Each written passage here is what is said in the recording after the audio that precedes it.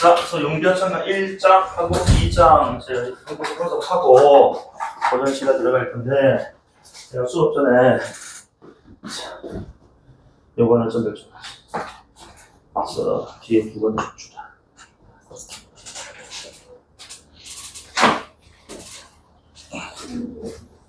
자, 요거는 중세 우리 문제거든요. 요거는 되게 많이 자, 그래서 요거 한 25문제에서 한 30문제 가까이 되는 세트가 12세트가 있어요. 그래서 12세트라서 일주일은 조금만 타이트할 거고 그래서 표지 또는 그 표지 앞 페이지에다가 9월 13일 토요일까지 뭐 문제 수로치만 300문제 정도 될 겁니다. 9월 13일까지 한 열흘이면 충분하지, 그치? 그래서 9월 13일까지 풀어오셔야 되면서 과제 안 해보면 제일 싫어요. 과제 좀 잘해왔으면 좋겠고, 풀다 모르는 거 쌤한테 질문하시고요. 알겠죠? 자, 9월 13일 토요일까지 해보시고, 그럼 내가 토요일에는 또 이제 오늘 이제 문학 나가는 거 하고 토요일 문학 나가는 자료 또 드릴 겁니다. 밀리지 않고 잘 풀어오시면 좋겠고, 자, 모르는 거 질문하세요. 예? 자, 그러면 이제 우리 지난 시간에 이어서 계속해서 형태소 분석 종이에다가 우리 8페이지에 용비어 첨가 1장, 2장 나와 있을 겁니다. 용비어 첨가 설명 좀 할게요. 그래서 용비어 첨가는 일단 기본적으로 그 갈래가 뭐냐라고 물어보면 그 악장이라고 하는 갈래예요.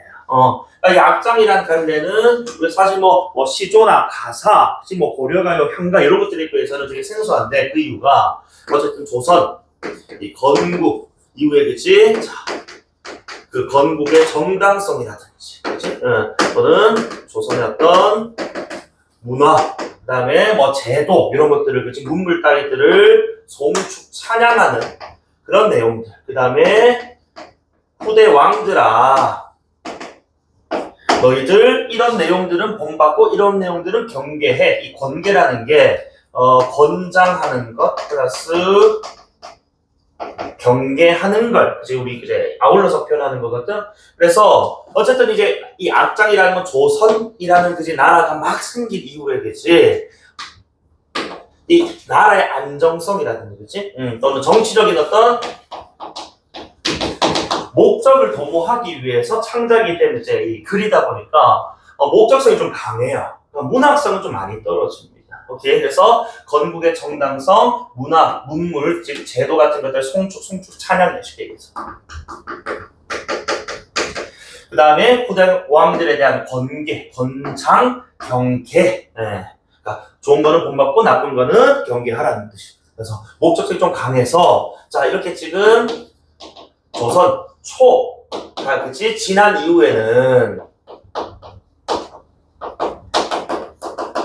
어느 정도 목적을 이뤘다라고 봤을 때는 그치? 더 이상 창작이 안 됩니다. 알겠지? 그래서 조선 초 창기에서 우리 뭐 정도전이 지은 이제 우리 뭐 악장이 또 있다고도 하는데 뭐 몰라 상관없고 용비어청 같은 이런 악장들이 존재를 했었다. 그치? 자 그리고 우리 용비어청은 어쨌든 간에 자 전체 125장으로 이루어져 있습니다. 그래서 일단 우리 교과서에는 1장과 2장이 들어가 있고 지금 뭐 친구들 내가 연락 받았을 때는 4장이 뭐 들어갈 수도 있고 시험에 그치? 뭐 그런 얘기가 있던데 일단 내가 1장하고 102장 정도까지만 일단 할게 4장 들어간다고 그때 좀 해도 상관없으니까 그래서 우리 1장하고 2장만 따로 이제 뭐 말씀을 좀 드리면은 1장은 어쨌든 간에 건국의 정당성에 대한 얘기, 그 다음에 2장은 문물 제도에 대한 찬양의 내용인데, 뭐 1장의 키워드가 있고 이제 문법적인 특징이 있다면은, 자, 문법의 키는 1장은 주체 높임 선어 말하기.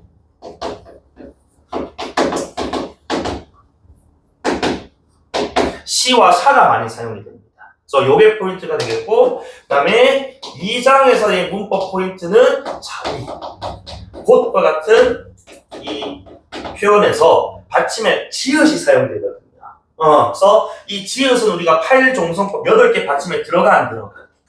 안 들어가는 친구거든, 그지? 그래서 팔종성법에 어긋나는 표기, 그지? 요거 좀 포인트고, 그 다음에 내용이나 표현 상의 포인트가 있다면은 일단 기본적으로 우리 2장은 또 유일하게 이 120 전체 125장 가운데 유일하게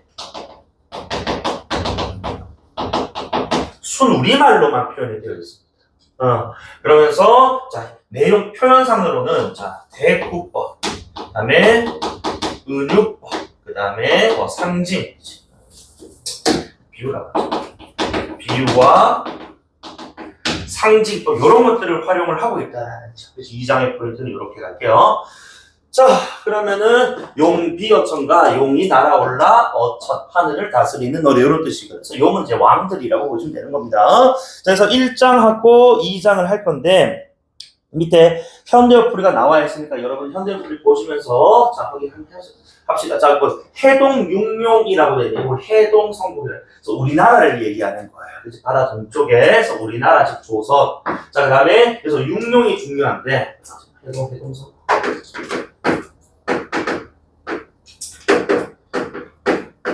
옛날 이제 발해를 이제 간에 자, 그래서 육룡이라는 요 존재가 여섯 용이라고 되는데 이 용이 아까 내가 임금 왕이라고 표현했었거든. 그런데 쌤, 이 용비어천가 지금 누가 지었냐면 세종이 지었단 말이야. 근데 세종은 조선 몇 대 왕이야, 쟤? 4대 왕이란 말입니다. 쌤, 뭐 여섯 임금이란 말은 성립이 안 되는 것 아닙니까? 그러니까 요거는 세종, 그것이 위 여섯 임금을 지금 얘기하거든. 자, 이 여섯 임금 중에 우리가 3명은 알아요. 누구? 자, 아니 3명이 아니고 2명은 알아. 자, 첫 번째 누구냐면은 우리 태종 이방원, 그치? 그 다음에 우리 저기 정종은 뺍니다. 정종은 우리 태종의 형이잖아, 그치? 그래서 빼고 태조 이성계 2명을 우리는 알아. 이거 위에 있는 그러면 이제 여섯 임금에서 요 4명이 더 있단 말이지. 그러니까 이 말은 곧 이 조선이란 나라가 이미 태조부터 그 태조에 앞서서 이미 뭐 됐다고 이미 생기기로 그지 점지를 받은 나라다 이런 뜻이에요. 그래서 태종 그지 태조 시절보다 앞서서 이미 이 건국이겠지 창업이 정해졌었다는 걸 지금 이렇게 또 이제 표현하는 겁니다. 비유적으로. 자, 그래서 육룡 이것도 다 비유적인 표현이에요. 그래서 그럼 위 앞에 여섯 임금은 목조, 입조, 도조, 환조가 있는데 저희는 몰라서 상관없거든. 어쨌든 세종이 여섯 임금 때로부터 해서 그렇지 뭐 되었다. 나라가 이렇게 창업이 됐다. 요거 얘기하고 싶었던 건데 이거까지 몰라서 상관없어. 어쨌든 자 뒤에부터 이제 요 이가 중요하다고. 자 현대어풀이 보시면은 여섯 임금 이, 그치? 여섯 임금 이니까 요 이는 무슨 조사다? 주격 조사다. 그래서 우리가 지난주까지 중세국어 이론도 하고 원문 분석도 했는데 어쨌든 육룡 왜 이가 왔느냐 앞말이 뭐로 끝났기 때문에 요거 자 여기서는 좀 너희가 좀 이제 궁금할 게 있는 건데 있을 텐데 우리 그 용비어천가라는 문헌에는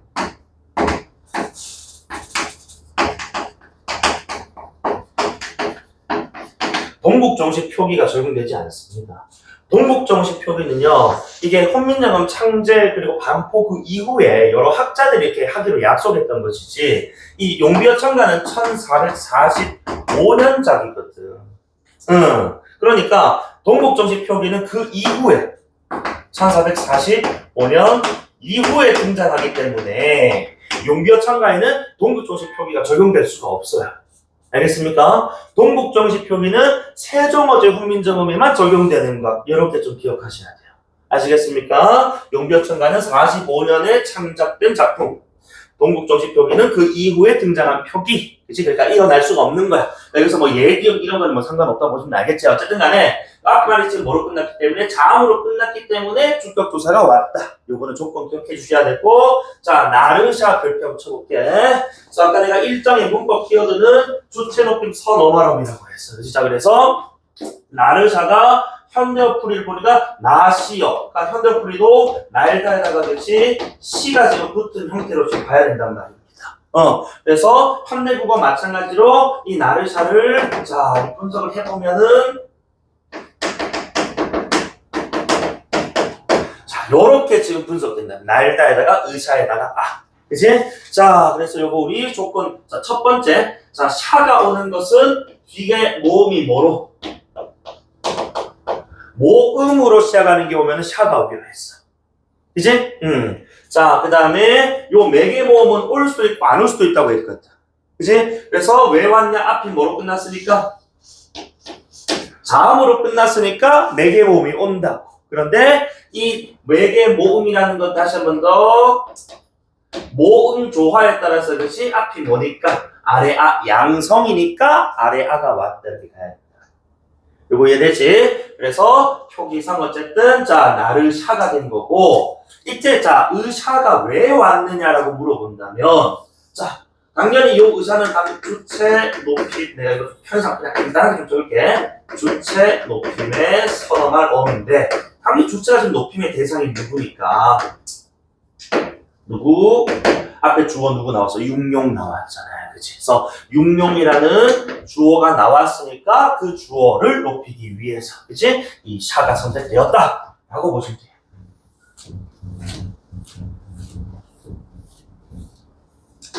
자 그래서 육룡이 나르셔서 그치? 하늘을 나셔서 하시는 일마다 자 천복 이신이 해서 밑에 보시면 그치? 자 요 일은 지금 이제 건국 그치?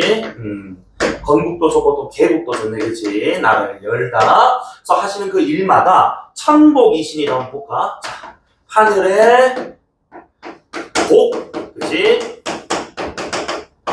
을 받았다라고 되어 있거든 그치? 그러니까 하늘의 복을 받은 것도 그럼 결국 누구야? 누구? 앞에 있는 육룡이란 말입니다. 그래서 요 시도 그럼 어쨌든 자 봐봐 왜 왔느냐라고 물어보면은 뒤가 이번엔 뭐가 왔어? 자음이 왔으니까 시가 왔고 그치? 그리고 앞에 이번엔 뭐가? 모음으로 끝났으니까 매개 모음은 따로 오지가 않은 거예요. 그치? 그래서 시만 딸랑 오게 된 겁니다. 자 어쨌든 요 시도 자, 주체 높임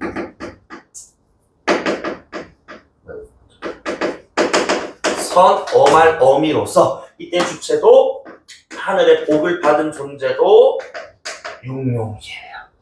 알겠습니까? 자, 그래서 하늘의 복을 받으시니 하고 자, 그 다음에 요거 두 번째 줄에 고성이 자, 너무 중요합니다. 자, 그래서 고성이라는 친구 뒤에 붙은 요 이가 이게 현대어풀에 한번 보세요. 중국에게 성왕들이 하신 일 요거 과하고 연결해줘야 돼. 성왕들 이의 이가 아니고 그들이 한 일과까지. 그치? 그러면은 자 뒤에 일치하니 또는 비슷하니 똑같은 이와 같은 뒤에 지금 서술어가 뭐가 나왔다고? 비교의 의미를 지니고 있는 서술어가 나왔다는 겁니다. 아니 그러면은 앞에 있는 요 과는 비교의 무슨 조사다? 부사격 조사 이렇게 해석이 돼야 된다는 거야. 아니 그러니 위에 있는 고성 위에 있는 요 이 당연히 현대어풀이로 봤을 때 이거는 주격 조사가 아니고 뭐다? 비교의 부사격 조사. 맞죠? 현대어풀이가 어떻게 되는지 우리가 호응을 해야 된다. 아니 그리고 요거는 자 고성이가 지금 자 중국의 성왕들이 하신 일과와 같은 것이 기능하는 것처럼 우리 세종어제 국민정음에서 한번 나왔던 적이 있어. 세종어제 국민정음에서 어디 나왔을까? 중기계. 그치? 중기계 달아 할 때 요게 지금 중국과 어떻게 해석됐어? 달라 이렇게 해석되는 거였거든. 뒤에 지금 뭐 나왔어? 비교를 나타내는 서술로 나왔다. 그러면은 여기 있는 요 과애가 되지 비교 부사격 조사. 이 말인즉슨 중기계의 애와 고성이의 이가 뭐 모양은 다르지만 같은 기능을 했다 이렇게 가야 된다. 그치? 이거 정말 잘 비교합니다. 기억해주세요. 알겠죠? 그래서 어쨌든 이게 비교부사격 조산지를 판단하려면 뒤에 있는 뭘 보면 빠르다? 뒤에 있는 서술어를 빨리 보면 빠르게 판단할 수 있다. 알겠지? 비교의 또는 대조의 의미를 지니고 있는 서술어가 오게 되면 앞에 있는 와관은 비교부사격 조사다. 알겠죠? 자, 그래서 중국이 옛 성왕들이 하신 일과 동부하시니가 동부가 이 동자 같을 동자거든. 그래서 꼭 들어맞으시니 또는 일치하시니에서 이것도 동부 만약에 하다 에다가 시가 붙었다고 본다면 자, 요 시가 왜 왔느냐? 비가 뭐니까 자음이니까 시가 왔고, 그치? 그리고 앞이 뭐로 끝났습니까? 모음이니까 매개 모음이 안 온 거야. 아까 위에 천복이시니처럼. 그치? 그래서 시만 딸랑 맞고, 시는 어쨌든 주체, 높임, 서너만 어민데, 그러니까 누가 꼭 들어맞으시는 거야. 이때 주체는 중국의 성왕들이 아니고 역시 또 누구를 가리키는 거? 자육룡입니다, 얘들아. 1장에서 샤나 시가 나오는 건 전부 다 누구 때문이라고? 다 육룡 때문이야. 알겠지? 요거는 뭐 암기를 해두시면 그냥 판단할 때 편하겠죠. 그렇지? 그래서 중국의 옛 성왕들이 하신 일들과 꼭 들어맞으신다. 누구께서? 육룡들께서. 그지? 육룡께서 꼭 들어맞으신다. 이렇게 가요. 이해되니 요거? 그래서 1장의 키워드 고성이의 이, 그 다음에 샤시 시 나와 있는 거. 되나? 좋아요. 자, 그래서 어쨌든 요거는 이제 그래서 건국의 개국의 정당성 하늘의 복이고, 그치? 중국의 훌륭하신 임금들이 한 일과 똑같다. 그 자연스러운 일이야. 마땅한 거야. 이런 얘기 아니야. 되나 1장? 자, 2장 갈게요. 그래서 2장은요, 아까도 쌤이 개강할 때 설명드렸다시피 전체 125장 중 유일하게 순 우리말로 표현되어 있고 대꾸, 비유, 상징과 같은 표현법들도 활용해서 문학성이 그래도 개중에는 좀 뛰어난 편이다. 이렇게 평가를 합니다. 알겠지? 자, 그리고 불후이 한번 가볼 건데 불후이, 자, 지금 요놈이 현대어 풀이로 뭐? 풀이 가로 해석이 되고 있다는 겁니다. 그치? 그래서 우리가 현대어 풀이 이가로 해석되면 주격조사란 말입니다. 그런데 뒤에 이나 모음이가 따로 없다? 왜? 보니까 불후이 뭐로 끝났어?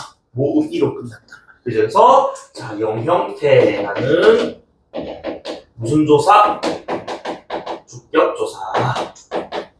그것이 결합한 것입니다. 모음 이로 끝났으니까 앞말이.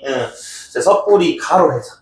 내가 지난주에도 한번 얘기했듯이 현대어 풀이로 만약에 가로 해석되면은 모음이나 영형태가 붙는다고. 그치? 이렇게 우리가 융통성 있게 접근해야 된다고 말씀드렸고, 자, 깊은 깊다에다가 은이 붙은 거겠지, 그치? 그래서 요거 간혹 장난질을 쳐요. 깊은 그러면 뭐와 뭐의 결합이니? 깊다라는 어간에다가, 그치? 은이라는 발형사의 어미가 결합했다고. 내가 왜 얘기하냐면 밑에 물은 나올 건데 물 플러스 은. 요거는 다시 한번 줄까 싶지 마. 이것은 물이라는 체험에다가 명사를 조사 붙은 거거든요. 그래서 요거 위에 은이라는 조사 붙었다 이런 식으로 장난치를 쳐요. 알겠지? 이 부분 해야 된다. 자, 밑에 다시 적어줄게 내가. 자, 일단 넘어가고 써 깊다라는 거지. 어간에다가 은이라는 관형사의 범위가 붙었고 왜 깊은일까? 중세국어 표기를 어떻게 하기로 했다고? 소리대로. 그치? 발음대로 하기로 했으니까. 이어줄게. 그럼 남기역인데 남간이라고 되면 이게 나무 눈으로 해석된다는 말입니다. 그래서 이 나무라는 단어가 중세국어에서는 단독이거나 또는 뒤에 자음조사가 붙으면은 나모라는 형태로 실현이 되어 있었어. 그런데 뒤에 모음조사가 결합하면 이놈이 남기역 이런 꼴로 그치 형태가 좀 달랐습니다. 그래서 이걸 분석을 해봤더니 어떻게 되는 거야? 원래는 뭐가 와야 되는데 뒤가 지금 뭐가 왔어? 모음이 왔지, 그치? 그래서 뒤가 모음이라서 남기역의 형태구나. 이렇게 만약에 모음이 아니고 자음이었다면 그냥 뭐예요? 그냥 나모였겠죠, 그치? 그래서 형태를 이렇게 남기역 플러스 요 아래야 은은 나무눈으로 해석되고 있고 우리 은는은 보조사입니다. 보조사. 은는 보조사. 여러분 영어 때문에 은는을 주격조사로 많이 착각하는데 은는 이가가 주격조사가 아니야. 이가만 주격조사예요, 얘들아. 은는은 보조사입니다. 보조사. 알겠지? 응. 자, 그 다음에 바람에 나와 있는데, 자, 바람 플러스 아이로 해석이 되겠지, 그치? 자, 그래서 어쨌든 요 바람 뒤에 있는 요 아이, 부사격 조사인데요. 요번에 이 아이는 이유, 원인을 나타내는. 그래서, 자, 뿌리가 깊은 나무는 바람에, 자, 아니 밀새, 자, 밀새가 위다에다가 리을새가 결합한 형태. 위가 움직이다. 라는 뜻이었어. 움직이다. 무브. 그리고 리을새는 우리 세종어적 흥미적 했는데, 리을새는 뭐뭐 임으로, 뭐뭐 함으로에 해당하는 뭐였습니까? 이거 복습에 왔으면 바로 나와야 돼. 종속적 연결함이. 이거리 나와. 세종어적 흥민정음에, 그치? 그래서, 자, 백성들이, 그치? 저기 자기의 뜻을 표시 못하더라는 거야. 그 앞에 그래서, 그치? 중국말과 우리나라 말이, 그치? 통하지 아니할세, 사마띠 아니할세라는 표현할 때 내가 리을세 설명했었거든. 그치? 뭐뭐 임으로. 즉, 다시. 자, 뿌리 깊은 나무. 자, 요 뿌리 깊은 나무. 결국, 기초가, 그치? 자, 튼튼한. 자, 조선을 가리킵니다. 비유적 표현이거든요. 그치? 우리 조선은, 자, 바람 따위의 뭐야? 이런 외부 실현에 뭐 하지 않는다고? 흔들리지 않는 거야. 그치? 왜? 기초가 탄탄하니까. 맞아? 그래서 다 이거는 이제 문학적 표현인 것이고. 자, 그리고 그렇기 때문에 뭐가? 자, 곧 나왔네. 별별. 자, 그래서 이 곧은 지금 이제, 자, 받침에 지읒이 들어가 있는 팔종성법의 어긋난 표현 아닙니까? 그치? 그래서 우리 팔종성법 다시 복습해보자. 팔종성법은 8개 받침 기역, 니은, 디귿, 리을, 미음, 비읍, 시옷, 예디읍 요렇게 적기로 했던 거거든. 그치? 요 지읒 8개 안 들어간단 말입니다. 근데 그대로 적혔단 말이죠. 그치? 그래서 팔종성법에 어긋났다라는 요 표현은 단어에 뭐를 적으려고 노력을 했다? 원래의 형태, 그치? 모양을 표기하려고 노력한 것이다. 맞지? 그래서 요거는 세종의 어떤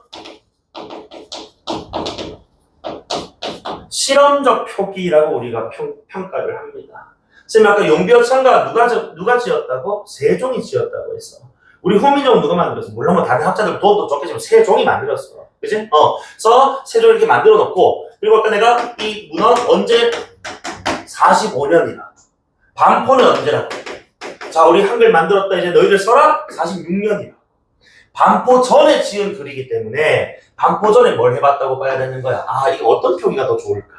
백성들이 쓰고 적을 때, 그치? 뭐가 더 좋을까? 소리 들어주는 게 좋을까? 아니면 원래의 형태를 밝혀주는 게 좋을까? 약간 테스트를 좀 해봤다 그런 게 맞아요. 알겠습니까? 이거는 넘어가도 상관없어. 어쨌든 다만 요거는 좀 기억해. 그래서 팔종성법에 어긋났다는 것은 곧 표기와 뭐가? 발음이 일치하지 않는 이런 뜻입니다. 그리고 이런 표기는 우리가 이렇게 나타내. 선택지에서 간혹 나와요.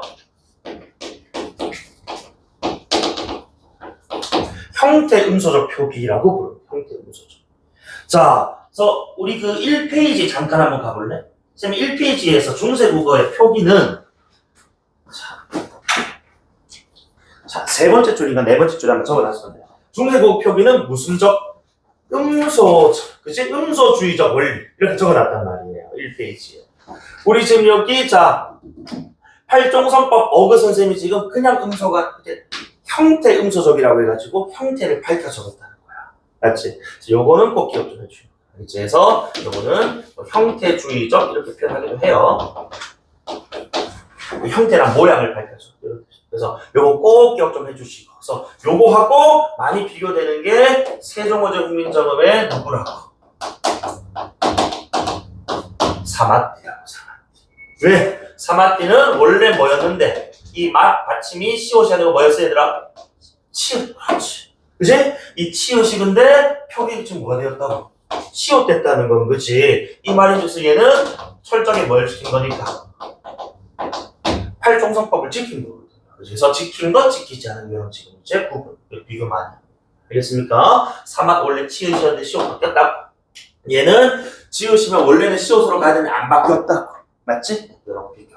자, 그래서 꽃 교코이니까, 자, 교코는, 자, 교타에다가 고가 붙은 형태. 그러니까, 조코로 해석이 되고 있거든요.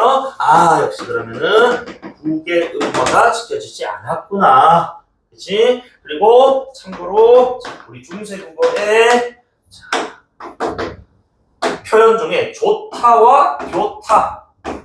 자, 요 두 가지 표현이 있는데, 중세에는 이 교타가 오히려 굿이라는 조타의 형태야. 그러면은 중세국어 조타는 뭐였다? 얘들아, 무슨 뜻이지 않아? 클린, 깨끗하다. 깨끗하다. 그래서 국의 음화가 된 형태, 안 된 형태로 좀 의미가 좀 구별됐습니다. 알겠지? 자, 어쨌든 간에, 자, 꽃이 좋고, 여름. 자, 여름은 열다에다가 음이 붙어서, 어쨌든 요거는, 요 음이라는 게, 요까지 말할 것 같은데, 명사, 파생, 접미사라고 해가지고, 어쨌든 명사를 만들어주는, 자, 뭐, 문법적 기능하는 친구인데, 열매라는 뜻이에요. 알겠지? 열매가 열대할 때, 열다에다가 음이 붙어서 열매. 자, 열매고, 그 다음에 요것도, 중세국어는, 여름 볼세스. 여름의 형태가 좀 달랐어. 그래서 이렇게 두음법칙이 안 된 요 여름이 무슨 뜻? 선모 여름이에요. 계절. 그리고 우리 문헌에 봤듯이 여름이 뭐였다고? 과실, 열매 얘기야. 알겠지? 그래서 어쨌든 간에 자, 꽃도 좋고 열매가 자, 그리고 하는인데 하다에다가 지금 뭐 는이가 좀 붙은 형태로 봤을 때 요 하다는 다시 우리 세종을 훈련할 때 얘기했는데 요 하다는 우리가 중세국어에서는 크다 많다 라는 것이 형용사로서 해석된다라고 얘기를 했어. 아니 아래야 하다가 동사 두였습니다. 기억나시죠? 그래서 다시 말씀드리면은 꽃이 좋고 열매가 많으니 또는 많이 열리니 이런 뜻으로 해석하시면 된다. 아니? 자, 그래서 여기 있는 요 꽃과 그다음에 이 열매는 결국 뭐 얘기하는 거야? 그래, 결국 우리가 지금 막 이룩해낸 문화 제도 같은 것들 얘기하는 겁니다. 문물 제도 같은 것들이 그치? 아주 풍성하고 질 좋고 그죠? 자, 훌륭하다 이런 뜻입니다. 이해됩니까? 자, 그리고 밑에 우리 지금 자, 두 번째 줄인데 이게 지금 첫 번째 줄하고 사실은 자, 내가 아까 표현법 자 적어드리면서 이게 대꾸법이라고 했어요. 그치? 자, 이게 무슨 뜻이냐? 밑에 현대풀이 비교해보면은 자, A가 그치? 자, A한 B는이라고 할게. A는 B에 C하지 않음으로 D를 이루니 이런 뜻으로 해석이 되거든. 그러니까 이게 지금 첫 번째 줄하고 두 번째 줄하고 좀 구조가 똑같지 않습니까? 그치? 뿌리 깊은 나무, 샘이 깊은 물, 요게 A야. 그치? 그 다음에 바람과 가뭄이 각각 실현에 해당한단 말이야. 맞지? 그 다음에 시한나는 흔들리다. 그치다. 그치? 요런 지금 이제 상황들. 그리고 안음으로, 그 다음에 꽃 좋고 열매 맺고. 내가 이루어져 바다로 간다와 같은 구체적 상황으로 이어진단 말입니다. 그래서 요 첫 번째, 두 번째 줄은 대꾸를 이룬다라고 표현하는 거예요. 알겠습니까? 자, 어쨌든 간에 그래서 빨리 한번 읽어볼게요. 그래서 샘이 깊은 물은 에서 샘 플러스 이지. 그래서 요 이는 당연히 앞말이 자음으로 끝났으니까 주격조사. 그죠? 앞말 자음. 자, 깊은은 아까 위에서 했으니까 스킵하겠습니다. 다음에 물은 자, 물 플러스 은으로 해석된단 말이에요. 아니, 그래서 우리는 밑에 있는 현대풀이 물과 물을 비교했을 때 뭐가 적용되지 않았다. 원순모음화가 적용되지 않았다. 요거 우리 세종어제 훈민정음 28자 할 때도 내가 말씀드렸습니다. 그치? 그래서 물, 그리고 그 뒤에 붙은 요 은은 은으로 해석이 되고 있겠네요. 보조사입니다. 보조사. 자, 그 다음에 이 샘이 깊은 물이라는 뜻은 결국에 자, 유서가 깊은 나라인 결국 또 어디? 조선을 가리키는 거야, 조선. 아까 위에는 뿌리가 탄탄한, 그치? 기초가 탄탄한 나라 조선. 이번에는 샘이 깊은 물이니까 계속 샘 솟는 거예요. 마르지 않는다는 겁니다. 그래서 유서가 깊은. 그지?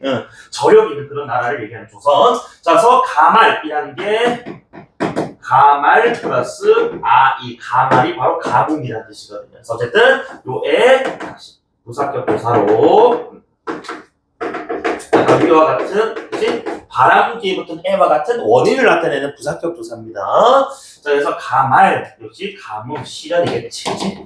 이런 실현에도 그칠세 그치다에다가 리을세가 붙었으니까 그치다가 우리 그치다. 그따에서 아까 그따 그치다. 그래서 가뭄 따위에도 뭐 하지 않는 거야? 셈이 깊으니까 마르지 않는 거야. 그치? 그치지 않는단 말이지. 그치지 마르지 아니함으로 역시 리을세 원인의 이유의 종속적 연결함 위에 나왔던 거니까 스킵.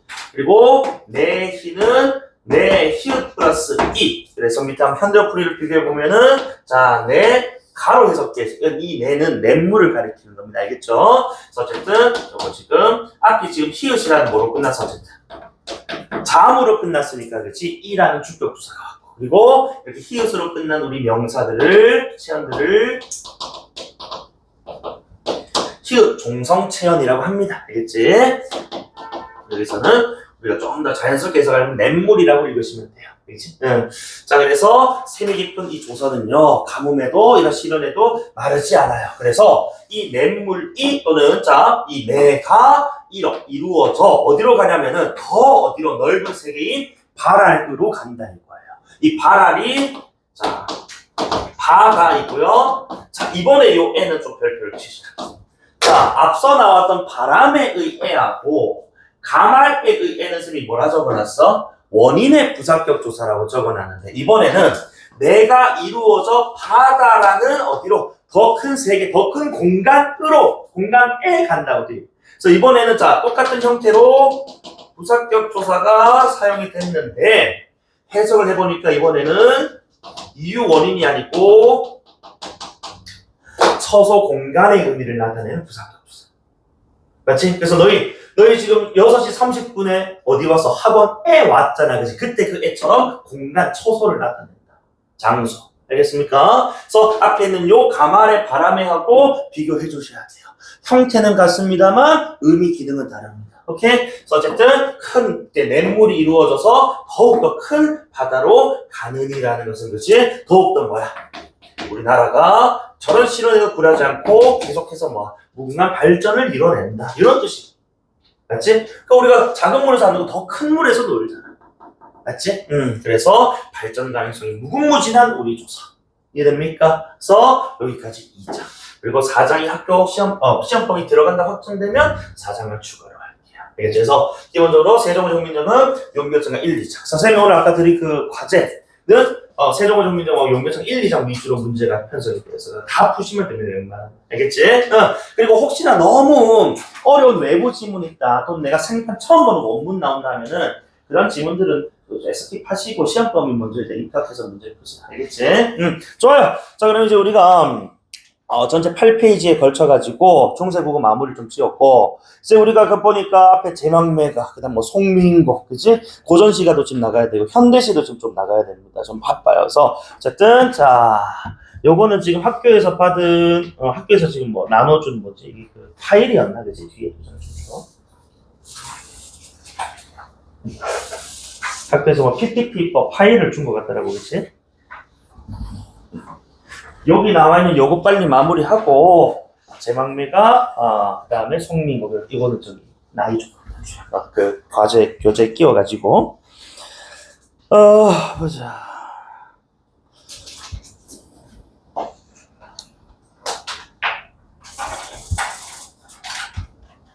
그래서 아마 요렇게 지금 나와 있는 것 같은데 그래서 이게 사실 우리 자소에도 나와 있긴 하거든 간단하게. 근데 학교에서 이렇게 프린트 가지고 좀 한 것 같아.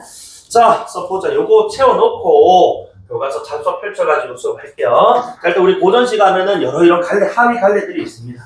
그래서 이런 하위 갈래들 속에서도 일단 우리 지금 보니 학교에서는 향가, 고려가요, 시조, 가서 이렇게 4가지에 대해서 지금 추가 설명을 하고 있더라고요. 어쨌든 간에 문학서적으로 뭐 유명한 것도 해야 되고, 그러면 우리 좀 중세국어도 했습니다. 그래서 중세국어 그런 어휘들, 제 표현들에 좀 익숙해지면은 고전시가 읽는 무리가 없는데, 일부 이제 뭐 한자어라든지 좀 낯선 어휘들이 그치 좀 많이 있다 보니까 좀 읽기가 좀 까다로운 거예요. 그치? 자, 그래서 어쨌든 뭐 고대가에 대한 스킵을 좀 하고, 향가라는 갈래가 나오는데, 우리가 지금 이제 오늘 수업할 제망매가가 바로 향가입니다. 갈래가. 그치? 그래서 향가라는 것은 일단 기본적으로 삼국시대에 발생을 하고, 주로 우리 지금 현재 전해지는 작품들은 통일신라 시대에 지어서 그치? 만들어서 이렇게 전해지는 작품들이 다수입니다. 어쨌든 자, 이 표기 방법 되게 독특해. 향찰이라는 친구인데, 자, 요걸 우리 다른 말로 요렇게 차자표기라고 해가지고, 그래서 쌤 한자를 이용했다면 그냥 한자라고 하면 되지 왜 향찰이라고 씁니까? 봐봐, 한자를 지금 사용했는데 이게 한자의 시스템을 그대로 가져온 게 아니고 뭐야 왜 이래? 없고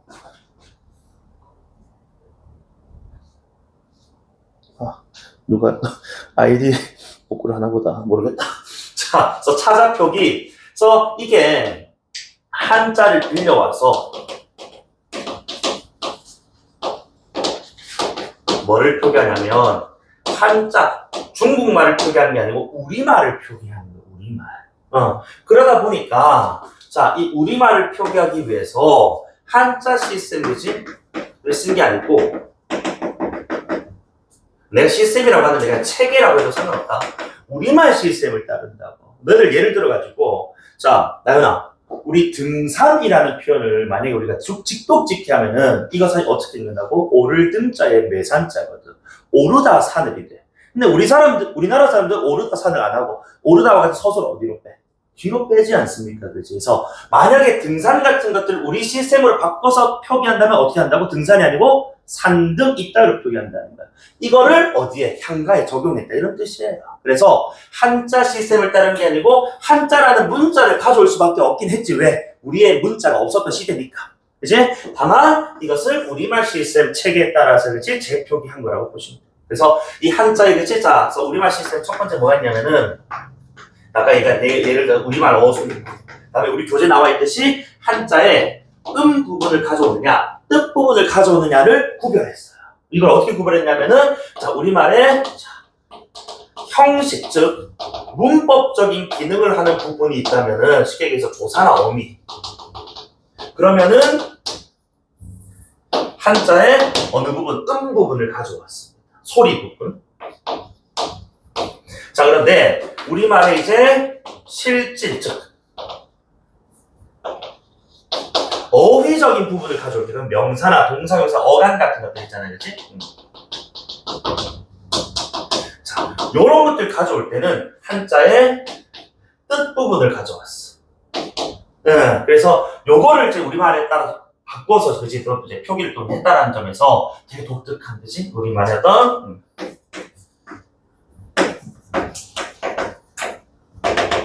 우리 외래 문화를 수용하는 우리 민족의 주체적인 태도가 드러난다 이렇게 표현합니다. 알겠지? 그대로 그냥 한자를 쓴 게 아니고 이걸 가져와서 우리말 적었어요. 알겠니? 요 정도만 합시다. 자, 그 다음에 작자로는 이제 승려, 화랑 아무래도 우리가 통일신라 시대 우리 국교는 불교 그러니까 스님들 다수 그치? 그 다음에 통일신라를 만들어낸 가장 또 이제 그 영향력이 세했던 세력이 있다 바로 화랑. 우리 신라 하면 화랑도 이런 말 떠올리지 않습니까? 화랑들. 그 외에 있다 뭐 귀족 왕족들도 있습니다. 그래서 그러다 보니까 그 내용이 사적인 것도 있고, 그죠? 공적인 것도 있고 다수가 이제 이렇게 섞여요. 그래서 우리 오늘 읽을 제망매가는 철저하게 사적인 작품입니다. 그래서 스님이 썼지만 불교적인 내용은 물론이고 혈육의 죽음에 대한 슬픔 이런 것이 사적인 사별에 대한 이야기를 얘기도 하고 있기 때문에 뭐 내용이 공적 사적인 걸 나뉜다고 볼 수 있고 그다음에 종교로는 이제 우리가 사구체 구체라는 말을 쉽게 얘기해서 우리 행의 개념 줄수입니다. 줄수. 그래서 원래는 최초에는 네 줄짜리 가장 기본 형태였던 자 우리 서동요 그지 뭐 선화공주님은 그지 밤마다 그 마동서방님과 그지 함께 뭐 만날 때 뭔데 이런 식이었던 네 줄짜리 향가 민요풍의 사구째 향가로부터 시작을 해서 팔구체와 같은 이제 네 줄이 조금 짧단 말이에요. 그래서 네 줄이 추가된 팔구체, 과도기적인 형태고, 그러니까 19체로 가는 이제 중간 단계였다 보시면 되고, 어쨌든 최종적으로 몇 구체? 19체 향가가 완성이 되는 거예요. 그래서 이 19체 향가는 가장 마지막 이제 향가의 형식이기 때문에 세련되고 정제된 형식미를 보여준다 이겁니다. 그래서 우리 교재에 나와 있듯이 자, 요게 지금 봐봐 우리가 발전 단계를 한번 보면은 최초에 몇 줄로 시작한다고? 네 줄로 시작을 했어. 네 줄로 시작을 하다가 여기에 지금 모자라니까 몇 줄 더 추가했다고? 네 줄 추가해서 8구체가 돼. 그리고 이 네 줄로도 모자라서 마지막 최종적으로 또 몇 줄? 두 줄 추가했더니 넷넷둘이라는 것이 10줄짜리 향가가 만들어졌고 이 줄이 추가된 부분만큼을 우리가 나눠보니까 네 줄, 두 줄에서 3단 구성량이 나왔다. 그치? 그래서 3단 구성, 4 사이에 3단 구성이고 그 다음에 요 마지막 두 줄을 우리가 낙구라고 또 부르거든요. 9구와 19를. 이 낙구 첫머리에 있는 구구 첫머리에 뭐 아나, 아으 같은 뭐가 들어가? 감탄사가 들어가. 그래서 이 감탄사를 매개로 해서 시상이란 얘들아 무슨 뜻이니? 시의 내용이에요. 시상을 지각한데 뭐? 그치? 또는 시상을 때로는 뭐 하기도 한다. 우리 제막매가 나오는데 트랜지션 바꾸기도 합니다. 내용을, 분위기를. 그치? 그래서 그 전까지는 되게 막 좀 처절하고 안타깝고 무상감 느끼고 슬펐단 말이야. 그런데 아니야. 나 이제 남은 생은 열심히 불도를 닦아서 그치? 언젠가 누이를 만날 그날을 내가 기다리겠어? 라는 거죠. 긍정의 어떤 의지로의 전환 보여주고. 그 다음에 시의 내용이 뭐됩니까? 그렇지나, 그치? 요런 어떤 이제 기능들을 이 낙구 첫머리 감탄사가 해주는데, 여기서 중요한 게, 이런 지금 3단 구성이라든지, 낙구 첫머리 이런 시장을 이제 집약해주는 거지, 마무리해주는 이런 기능들이 후대 갈래라고 하는 시조 또는 가사라는 갈래에 영향을 줍니다. 그래서 여러분 시조 하면 머릿속에 딱 너희들 3장 6구 45자 내외 뭐 이런 식의 표현을 기억하시잖아요. 그치? 이때 요 3장이 초장, 중장, 종장인데 이 몇 단 구성이야? 3단 구성이거든. 그치? 그 다음에 종장 같은 경우에는 요게 글자 수가 3글자, 5글자, 4글자, 3글자 이렇게 구성이 되거든. 근데 요때 이 종장에 첫 머리에 들어가는 요 3글자짜리 요게 보니까 위에는 뭐랑 비슷하다고? 19체 한가의 낙구 감탄사랑 그 기능이 비슷하더라는 거예요. 뭐 대체로 3글자로 맞추는데 뭐 어즈버가 들어갈 수도 있고 그치? 또는 이미여 같은 게 들어갈 때가 있고 아이야 같은 게 들어갈 때가 있고 어쨌든 이런 것들이 후대 갈래의 3장 형식과 종장 첫음보가 3음절로 픽스됐다라는 것에 영향을 주었다. 그래서 장난 많이 친다고. 왜? 인과적으로 영향을 줬다 받았다. 향가가 줬다고. 향가가 신라시대 노래고 시조는 우리가 쉽게 해서 조선시대 노래이기 때문에 이제 영향을 준 겁니다. 받았다고 하면 안 돼요. 알겠지? 그리고 뭐 시조 말고 가사에도 영향을 주는데 이거는 스킵을 좀 할게. 알겠니? 이거는 이제 우리가 오늘 제왕매가 할 거니까 좀 딥하게 설명을 좀 드렸습니다. 자, 그 다음에 고려가요 나오는데 혹시 고려가도 뭐 이렇게 설명 좀 했니? 그냥 프린트 있는 거 쭉 읽고 넘어갔니? 이거 그냥 나눠주기만 하고 수업 안 했어? 10분 만에 다 했어? 그럼 고려가요는 빨리 넘어가자. 자, 고려가요는 말 그대로 고려시대 노래인데 여기서 중요하게 봐야 되는 건 자, 요거 갈래 밑에 있는 표기 밑에 있는 평민입니다. 평민. 그래서 고려가요는 고려시대에 지어 부른 노래인데 누가 지어 불렀냐? 평민들이 지어 불렀다. 그러니까 너희들 잡아봐. 이 평민에서 다 파생되는 거야. 평민이 짓고 불렀으니까 처음 만들 때부터 적을 수 없어. 못 적어. 고려시대잖아. 우리의 문자가 없었다고. 당연히 1에서 2부로 전승되는 구비전승. 그치? 그러다가 이제 한글 창제 이후에 음악책 같은 것들에 뭐 됩니까? 실리게 되는 거예요. 알겠지? 그래서 평민이 짓고 부른 노래니까 구전으로부터 시작을 한다. 구비전승의 줄임말이 구전이야. 자, 그리고 국민정음 창제 이후의 기록. 오케이? 그 다음에, 자, 이거 좀 낚이기 쉬운 게 우리 그 송민곡과 같은 가사를 또 공부를 할 거기 때문에 시조하고 자, 그래서 고려가요는 사문보예요, 사문보. 그래서 우리 뭐 대표적인 우리 고려가요 내가 가실이 내가 간단하게 좀 설명을 해줄게. 자, 가실이라는 작품에서 가실이 있고 이건 사실 뭐 적을 필요 없다. 나는 그리고 나를 버리고 가실이 있고 요거만 하나 적어봐봐 알겠지? 자 그리고 위 증들과 대평성대 또는 뭐 태평성대 이렇게 하기도 하는데 자 여기서 보시면 이 음보라는 게 얘들아 호흡의 단위야 호흡의 단위. 예. 그래서 이게 한 줄에 내지는 한 구절을 몇 덩어리로 읽느냐 요걸 물어보는 거거든. 그래서 고려가요 가실이 보시면 첫 번째 가실이 있고 몇 덩어리야 얘들아? 세 덩어리지. 이걸 삼음보라고 하는 거야. 음보가 뭐의 단위? 호흡 단위라고. 그래서 하나 구절에 몇 덩어리? 세 덩어리 삼음보.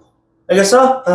자 그리고 밑에 위 증질과 대평성대 한번 보시면은 요게 내가 지금 전문은 다 안 적었지만은 이게 우리 가실이가 전체 4연이거든? 내가 지금 1연만 적었어. 전체 4연 구성인데 모든 연의 마지막에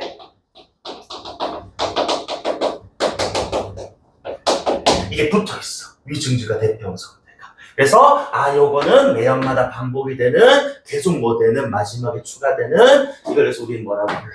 후렴구라고 하는 거야. 후렴구. 알겠지? 그래서 이 후렴구에 의해서 하나 이제 단락이 끝이 났네 요게 붙었어. 또 다음 단락 끝이 났네 또 요게 붙었어. 그래서 요게 하나하나 단락식이구나 하고 연을 뭐 할 수 있는 거야? 나눌 수 있는 거거든. 그래서 이 가시리와 같은 고려가요는 분연, 연이 뭐 되어 있다? 구분되어 있다, 나뉘어 있다 이런 뜻이거든. 오케이? 그래서 자, 고려가요는 사문보의 율격, 후렴구의 배치, 후렴구를 통한 분연의 어떤 이제 이 모습, 그지? 형식까지 됩니까? 자, 그러니까 이런 것들이 왜 그러면은 평민하고 왜 또 중요하냐면은 평민들이 짓고 부르기 위해서는 뭐 해야 돼? 따라 부르기 쉽고 외우기 쉽고 간단해야 돼, 단순해야 된다고. 막 복잡하고 길고 어려우면 아무리 머리 좋아도 그렇지 수십 개 노래를 어떻게 다 짓고 부르고 외우고 할 거야. 어렵거든. 그래서 평민들이 익숙한 우리 사문보 하면 여러분 우리 이제 문학을 공부하고 이제 고등학생이니까 사문보 하면 우리 현대 우리 한국 문학에서는 이런 것들 이렇게 표현합니다. 민요적 율격. 왜? 너희들 뭐 떠올려봐. 아리랑 떠올려. 아리랑 스리랑 아라리가 나왔네. 이제 몇 덩어리고 세 덩어리. 그치? 야, 막 진도 아리랑이든 경기 아리랑이든 그치? 또 이런 거 있잖아. 아리랑 아리랑 고기를 이것도 세 덩어리다. 그래서 세 덩어리로 사문보로 끝나는 민요. 그럼 민요는 근데 누가 주로 불렀겠어? 양반 사대부 뚝배기 큰 관선 아저씨들이 짓고 불렀겠어? 아니지, 평민들이 짓고 불렀어.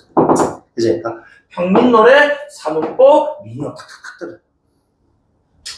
후렴구가 있으니까 뭐해? 위에 외우는 것들이 좀 적을 거 아니야, 그치? 외우기 쉬워. 그리고 연이 나뉘어 있으니까, 그치? 연이 나뉘었다는 건 크게 뭐야? 한 개 이렇게 길지 않다는 거거든. 간단하게 끊어져 있다. 맞지? 평민. 그래서 밑에 내용 봐봐. 현재는 별목에서 현재 지금 살고 있는 어떤 상황에 대한 어떤 향락, 즐기는 이유, 남녀간의 진솔한 사랑, 자연예찬 등 즉 허식, 거짓이 없는, 그치? 또 뭐 과장되고, 그치? 꾸밈 없는 그런 어떤 솔직한 감정들이 주로 드러난다. 이해됩니까? 평민들이 짓고 불렀으니까 막 뜬구름 잡는 얘기처럼 그지? 임금님께 내 어떻게 이 은혜를 갚을 이런 얘기 안 한다고. 내 먹고 사는 이야기. 또는 가시랍니까? 진짜 나를 버리고 가시는 겁니까? 막 떠나는 님에 대해서 그지? 솔직한 감정을 또 드러내는 이런 내용. 이해됩니까? 자, 그리고 표현 우리말 표현. 당연히 평민들이 짓고 불렀어요. 그래서 유려한 율조라 말이 좀 거창한데 그냥 사문보 율격을 지닌 거 이런 뜻이 알겠지? 그래서 표현에 또 소박함, 그지? 꾸밈 없는 감정, 솔직한 감정. 그 다음 어디서? 다 평민에서 발생되잖아요. 안 어렵지, 그지? 그래서 고려가면서 이 정도 할게, 알겠죠? 자, 그 다음에 시조 하고 가사는 조금만 쉬었다 합시다. 시조 가사가 이제 우리 그 남은 갈래 2개거든. 요거 하고 제 막내가 들어가죠. 알겠지? 숨 좀 돌립시다.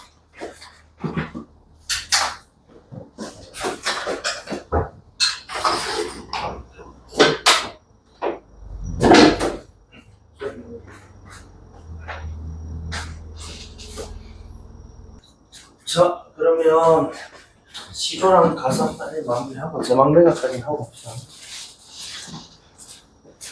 그래서 일단 시조하면 일단 그 형성 자체가 고려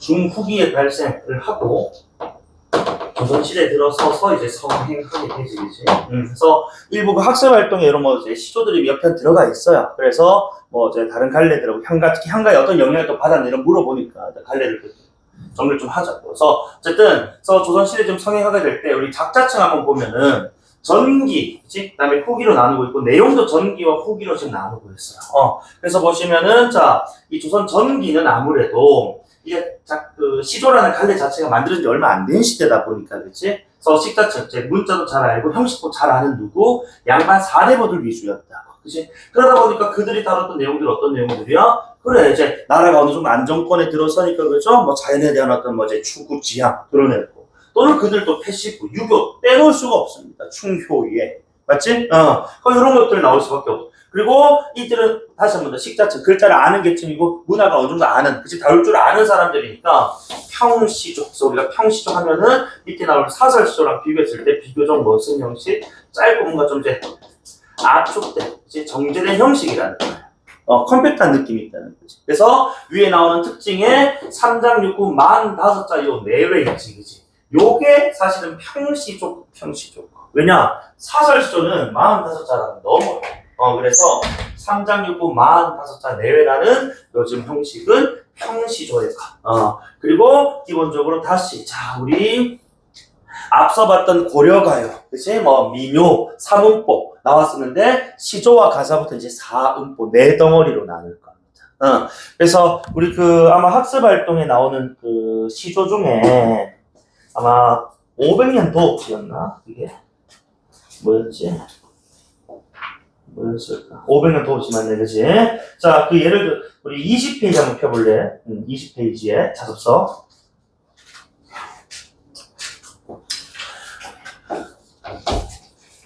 (500년) 도읍지를 실마로 보라더니 요런 초장의 구절이 있을 거야, 그치? 그래서 요거 보시면은 500년 도읍지를 한 마리 말을 타고 보라더니라고, 그치? 요거 몇 덩어리로 나누고 있어? 한 구절을 우리가 몇 덩어리? 네 덩어리로 나누고 있다는 거니까, 그치? 그래서 사음보라고 하는 것이고, 요런 게 지금 몇 줄 있다고? 초장, 중장, 종장에서 3줄 있으니까 3장. 그치? 또 3장 6구기 때문에 하나의 장에는 몇 개의 구가 들어가겠니? 2개의 구가 들어가야 합이 6구가 될 거다니. 그치? 그래서 이런 식으로 자 들어간다고. 그치? 자, 그리고 특히 이제 이 종장 같은 경우에 그래서 종장은 우리 밑에 마지막 보시면 어즈버 태평연월이 꿈이던가 하노라 이렇게 되어 있을 거야. 맞아? 그래서 요거 지금 보시면은 종장, 자, 우리 종장 마지막 줄을 얘기하는 거고 첫 음보가 지금 몇 글자? 3글자. 맞지? 아까 내가 3, 5, 4, 3으로 그렇지 이루어진다라고 했는데 요 첫 음보가 3음절 3글자로 고정되어 있는 게 어디서 왔다고? 아까 우리 제일 처음 했던 갈래 향가에서 왔다고 알겠지? 3장 구조 3음절 요거 19채 향가로부터 영향을 받은 것이다. 알겠지? 자, 그리고 요거도 여기 좀 빠졌는데 그리고 시조는 여기 이제 종장은 3543의 글자 수가 필수인데 초장과 중장은 웬만하면 3, 4 또는 4, 4 그러니까 4는 이제 3에서 플러스 1을 한 거거든. 플러스 1, 마이너스 1 정도는 허용입니다. 그래서 이렇게 이제 3, 4 또는 4, 4조로 또 이제 글자 수가 반복이 되는데 이렇게 글자 수의 반복을 통해서 은율을 얻을 때 우리가 이걸 음수율이라고 해요. 음수율. 알겠지? 그래서 글자 수 반복을 통해서 얻는 운율, 음수율. 덩어리, 호흡 단위가 반복되면서 얻는 운율, 음보율. 알겠죠? 자, 그리고 이제 후기로 이제 넘어가죠. 양난도 거치고. 그 다음에 후기가 된다는 것은 이제 우리가 이제 우리 그 내신할 때 가장 처음 공부 시작했던 중세국어, 즉 훈민정음의 보급이 확대가 돼요. 그러니까 평민들이 이제 뭐 하는 거야? 말뿐만 아니고 뭐 할 수도 있게 됐다고. 적을 수도 있게 됐다고. 그러면서 자, 이 바뀐 게 아니고 평민까지로 그 작자층이 난 이렇게 표현합니다. 확대가 됐다고 보는 게 맞아요. 확대. 그러니까 양반 사례부가 더 이상 시를 안 짓는다가 아니고 여전히 짓는데 요 평민 계층이 이제 작자층으로 합류를 하게 되는 것이죠. 그치? 그래서 평민이 이제 조선 후기에 이제 그 작자층으로 합류를 하게 되니까 어떤 거야? 아까 우리 고려가요 똑같은 거야. 평민들은 먹고 사는 문제 또는 내가 지금 현재 살고 있는 지금 상황들 이런 것에 주목을 한다고. 그러니까 진솔한 이제 삶에 대한 이야기. 그치? 구체적인 생활상. 이런 것들 다룬다 이겁니다. 맞지? 그러니까 자 기존의 형식 가지고는 어떤 거야? 평민이 짓고 불러. 그러니 이렇게 짧고 컴팩트하게 녹여내는 데 있어서 문학적 역량, 능력이 있어 없어? 좀 부족해. 없어요. 그러니까 이제 사설쇼라는 것 새로운 형식이 등장하는데 이전 형식이었던 평시조와는 완전 다른 시조는 아니고 평시조를 이전의 그 형식을 변용합니다. 변용이라는 게 변화시켜서 사용하다 이런 뜻이에요. 그러니까 새로운 시로 자 형식이라고 할 수 있겠지만은 완전 새로운 전혀 다른 관리는 아니고 형식을 변용한 것으로 어느 두 개의 구가 각각 10자 이상으로 확 길어져. 자, 다시 그러면 오른쪽 한번 봐봐.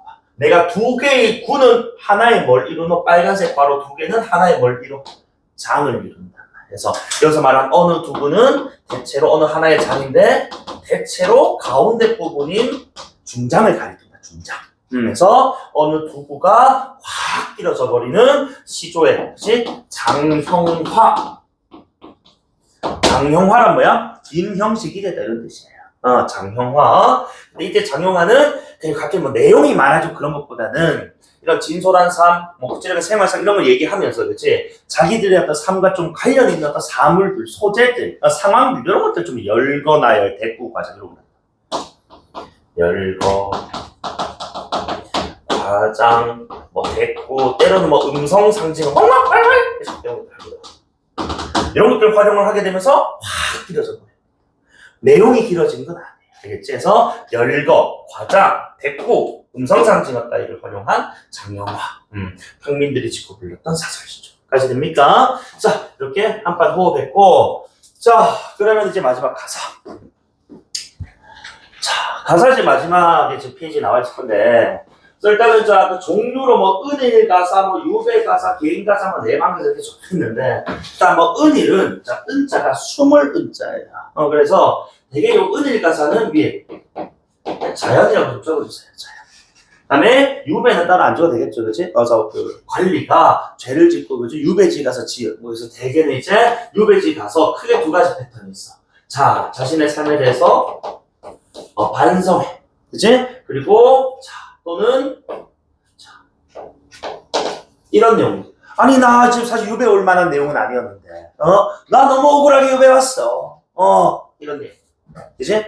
또는 그 와중에 이제 이것도 조금 패턴인데 조선 전기에는 이런 내용들이었다면 조선 후기로 가면 갈수록 이런 얘기도 유배를 왔는데 나한테 새 옷을 안 줘가지고 내가 여름인데 아직도 속옷을 입고 있어. 땀띠가 나가지고 따가워 죽겠어. 이런 얘기가 있어. 되게 디테일하지 그치? 그래서 되게 뭐 사실적인 내용들. 내용들로 이어집니다. 그럼 요거까지 몰라도 어쨌든 뭐 유배 가서 지은 노래들이 있다. 그다음에 기행은 당연히 이제 뭐 하면서 자기가 이제 좋은 경치들 그치 풍경들 구경 다니면서 쓴 노래 관동별곡 이렇게 대표적인 거고 내방 가사는 이제 우리가 내방이라는 공간이 아녀자들의 공간이야. 여인들. 그래서 여인들이 이제 자신들의 삶에 있어서, 그치? 이 양상들을 작품으로서, 그치? 녹여내는 그런. 그래서 대표적으로 우리 그제 홍길동전지의 허균의 누인, 허난설원의 규원갑, 이런 작품이 대표적이죠. 이런 것들이 있어. 어쨌든, 자, 그래서 얘는 시조랑, 자, 우리 앞선 페이지에 봤던 시조랑, 이게, 상보적 관계. 이 상보가 뭐 줄이면 상호 보완이야. 자, 예를 들어서 나는 뭔가 좀 임팩트 있게, 좀 강렬하게 좀 시를 짓고 싶어. 구구절절이 좋을까? 아니면 되게 생략되고 함축적이고 압축적인 게 좋을까? 전자, 후자. 당연히 후자일 거야. 그치? 컴팩트하게 임팩트 있게 주려고. 그래서 그때는 시조를 선택합니다. 근데 나는 지금 할 말이 너무 많은 거야. 그래가지고 우리 송민곡처럼 내가 지금 유배지 와가지고 풀려났는데도 임금이 날 안 불러주네? 이거를 남녀의 관계로 바꿔가지고 내가 임을 지극히 사랑하는 그 여인으로 설정해가지고 이야기를 좀 구구절절하고 싶어. 그때는 길게 뭐 가사를 쓰는 거야. 그래서 짧은 형식 단가, 짧은 단자잖아. 맞지? 그래서 컴팩트한 것보다는 훨씬 더 이제 자유롭고 좀 이제 디테일하게, 그치? 구체적으로 좀 설명하고 싶으면은, 이야기하고 싶으면은 장가라고 부르는 그치? 긴 형식의 가사를 썼다 이거. 아시겠습니까? 그래서 뭐가 더 뭐 열등하다, 뭐 뛰어 이런 얘기는 할 수가 없는 거야. 각각의 상황에 따라서 내가 선택해서 글을 쓰면 되니까. 오케이? 자, 그다음에 자 봐봐. 요거 지금 뭐 운율만 놓고 보면은 시조와 같습니다. 아까 우리 시조 앞에 이제 뭐야? 사음보. 그지? 그 다음에 글자 사건 뭐라고 했어? 삼사또는 사사조. 즉, 세 글자, 네 글자 또는 네 글자, 네 글자의 반복. 그지? 시조랑 똑같아요. 맞습니까? 자, 그렇게, 자, 봐봐. 그래서, 운율이 있기 때문에, 자, 형식적으로는 그지? 운문이야. 그 이유를 자, 얘기하면은, 운율이 느껴지기 때문에. 음보율, 음수율. 맞아? 그런데, 내용은 산문에 가까운 그 이유가 뭐라고? 길이 제한이 없고요. 서사성이 강합니다. 우리가 서사문학이라고 하면 무슨 갈래고? 우리 1학기 때 공부했는 서사문학, 서사갈래는 소설을 흔히 말하잖아. 인물, 사건, 배경이 보다 좀 디테일한 갈래야. 그래서 길이 제한이 없고 서사성이 강한 성격 때문에 내용 자체는 산문에 가깝다 이겁니다. 하지만 아무리 길어도 계속해서 뭐가 느껴질까? 읽을 때 리듬이 느껴지겠지. 그러니까 넓은 측면에서는 둘 중 하나를 꼽으라면 운문에 가깝다고 표현합니다. 알겠죠? 자, 그다음 밑에 그래서 이런 뭐 개인적인 정서 나오고 교훈적 내용 나오고 여행의 견문 감상 이런 것들을 이렇게 위에 설명 다 드렸던 거. 그래서 마찬가지야. 자, 그래서 자 유형은 또 이제 형식이 또 크게 두 가지가 있는데 정격 가사라는 게 있고 변격 가사라는 게 이게 정격이란 격을 지켰다는 뜻이고 격을 어겼다는 뜻이야. 변격이라는 게. 자, 아까 우리 시조 종장의 글자 수는 뭐였다? 3543이었거든. 자, 가사에 이 유형이라는 게 이제 가사의 마지막 행의 그 글자 수가 시조 종장과 유사 또는 같으면은 무슨 가사? 정격 가사라고 하는 거야. 그래서 우리 송미인곡 마지막 줄이 어떻게 끝나냐면 너희들 이제 좀 다소 어문 친구도 있으니까 각시님 다리아카니와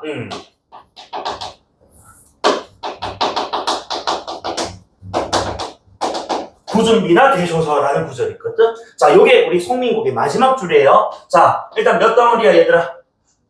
네 덩어리 사음버지. 그리고 이게 마지막 줄이니까 자 3543과 일치하느냐 봤을 때 3643. 두 번째는 5개 이상이면 됩니다. 그러면 얘는 일치하네요. 그래서 가사 마지막 줄이 시조 종장 음술 3543과 같으니까 송민곡은 정격 가사 이렇게 가는 거야. 알겠지? 그런데 변격 가사는 시조 종장에 제한받지 않는다니까 결국 이제 뭐야? 시조 종장의 음술가 글자 수와 같지 않다 이렇게 표현해도 되겠죠. 그치? 그래서 격을 어겼다. 그래서 대체로 이렇게 격을 지켰던 시기는 이제 가사도 그 태동이 시조랑 거의 흡사해요. 고려 말쯤에 발생하고 조선에 들어서서 성행하게 됩니다. 그러다 보니까 전기에는 이렇게 자, 이 양반 사대부들이 격을 잘 치고서 그치? 근데 후기로 가면 역시 아까 마찬가지로 자, 그러니까 우리 시조도 후기로 갈수록 평민, 부녀자, 뭐 중인으로 확대가 됐잖아요. 그치? 그러니까 이들의 문학적 영역이 좀 떨어지니까 뭐 하는 거야? 형식도 좀 깨지고 내용도 조금 더 좀 이제 디테일, 사실적인 내용으로 바뀌고 하는 이런 문제들. 현실 문제 다양한 주제들로 변모한다 이거. 그래서 이거 뭐 외우는 것이라기보다는 전후기로 좀 구분해두고 전기는 갈래라는 시조와 가사라는 갈래가 나온 지 얼마 안 됐으니까 그렇지 지켜내는 엄격하게 지켜내는 것들이 좀 이제 강했을 것이고 그런 것들 시간이 흐르면서 작자층들이 그렇지 확대되는 바람에 내용상으로나 형식적으로나 많은 변모를 겪었다 이렇게 접근하시면은 애들 암기 외우고 막 그렇게 뭐 고통스러운 게 아니고 자연스럽게 체득돼요. 알겠습니까? 자 여기까지 하고 제 막내가 한번 할 건데 혹시 잠수 없는 친구 있나? 잠깐만 있어봐. 내가 그래도 수업을 해야 되니까. 뽑긴 해야 되겠지. 혹시 잠수를 놓고 왔거나 하면은 내한테 미리 연락 줘. 내가 복사를 해두거든. 자, 그래서 교재는 여러분, 그 11페이지 펼쳐주시면 되고,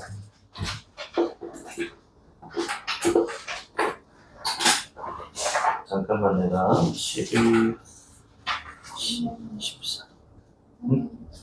2개, 오케이. 11, 12, 14. 자, 됐어요. 그래서, 토요일 수업 때는 가져와 주세요, 다들.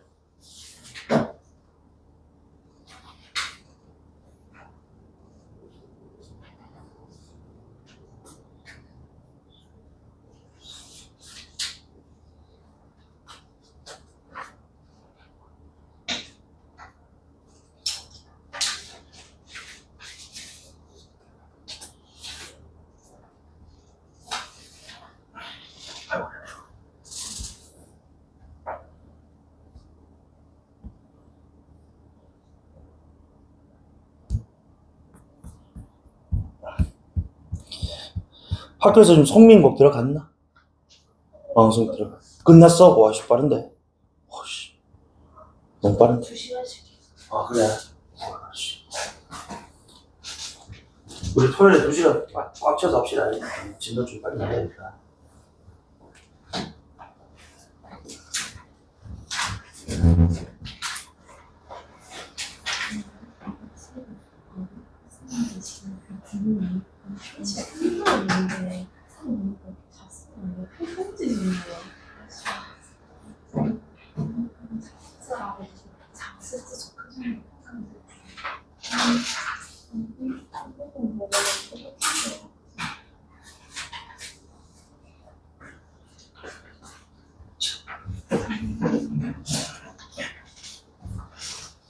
자, 그러면은 11페이지에 그 제막매가라는 작품 오른쪽 상단에 개관표 나와 있을 겁니다. 이거 한번 봅시다.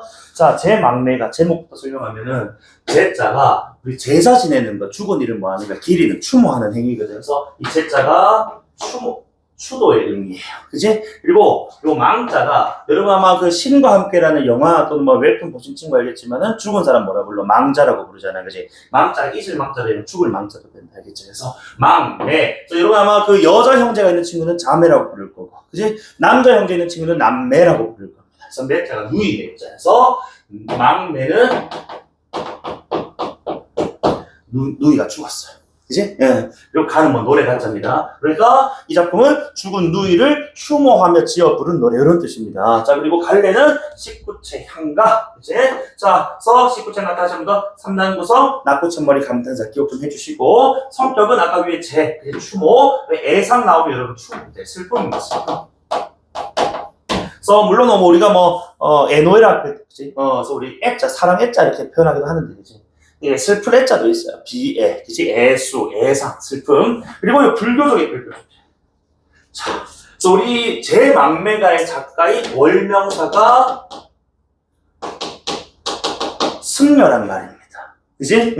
그래서 이 승려 월명사가 일단 시 창작의 계기는 뭐야? 시 창작의 계기 자체는 앞에 나와 있는 것이 자, 추모 애상이라는 혈육의 죽음이지만은 이것을 어떻게 하는 거야? 종교적으로 불교적으로 이겨내고자 하는 의지로서 끝을 맺는단 말입니다. 그래서 자 사적인 어떤 계기로서 그치 시창작을 했습니다만 이것을 또 이제 종교적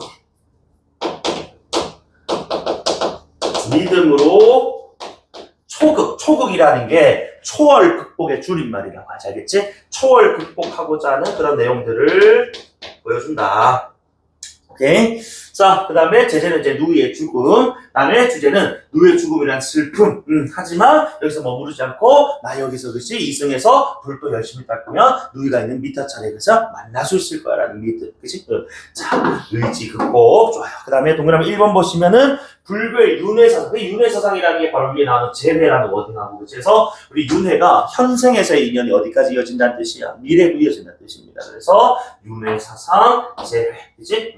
재회. 자, 그래서 어쨌든 종교적인 믿음을 통한 극복이지. 그다음 밑에 비유와 상징. 그래서 우리가 사실 이게 통일신라 시대에 지어진 노래라고 봤을 때 1000년이 넘은 노래예요. 맞지? 그럼에도 불구하고 특히 우리 그 두 번째 단락인 5에서 8, 9 같은 경우에 그 비유와 그 상징이 아주 뛰어납니다. 그래서 어느 이른 가을 바람에 떨어지는 잎, 그치? 또는 한 가지 이런 표현들을 통해서 혈육의 죽음에 대한 안타까움, 인생 무상까지 느낄 수가 있고. 그 다음에 다시 한 번 더 19제 향각의 정제된 형식미, 아까 쌤이 정제된 형식미라고 한번 적어드렸죠, 그죠? 세련되고 다시 3단 구성, 낙구 첫머리, 감탄사 이런 것들을 통해서 아주 세련된, 그치? 그리고 형식적으로 완결된 모습을 보여준다 이겁니다. 됩니까? 자, 그래서 어쨌든 간에 이렇게 지금 핵심 정리를 했고 성민 부분 이걸 일단 스킵을 좀 할게요. 이번에 이제 우리가 제방면 끝을 내놓고 토요일에 좀 이제 나가야 될 것 같고 자 12페이지로 좀 넘어갑시다. 그래서 어쨌든 우리 그 자습서다 보니까 필기가 웬만큼은 다 되어 있어요. 웬만큼 되어 있기 때문에 어렵지 않게 볼 수 있을 거고 자 그럼 여기 왼쪽에 여러분이는 요 지금 자 한자 표현은 이건 지금 이제 한자라고 부르면 될까 안 될까? 한자로 부르면 안 됩니다. 향가는 뭐로 표기한다 했어?